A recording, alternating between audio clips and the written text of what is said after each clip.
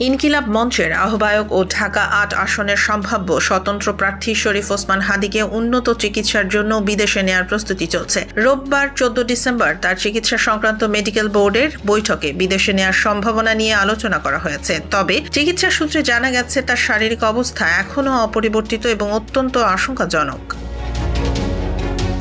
Dhaka medical college হাসপাতালের neurosurgery বিভাগের resident doctor Mohammad Abdul আহাদ জানান, বোর্ডের সদস্যরা রোগীর কেস সামারি প্রস্তুত করে ইতিমধ্যেই থাইল্যান্ডের ব্যাংকক বা সিঙ্গাপুরের হাসপাতালে নেয়ার বিষয়ে আলোচনা করেছেন। তবে কোনো দেশ চূড়ান্ত হয়নি। বিদেশে নেওয়া সম্ভব হবে যদি দুইটি শর্ত পূরণ হয়: একটি, বিদেশি হাসপাতাল তার কেস গ্রহণ করে, এবং ২, রোগীকে নিরাপদে বিদেশে নেওয়ার মতো শারীরিকভাবে স্থিতিশীল অবস্থা তৈরি হয়।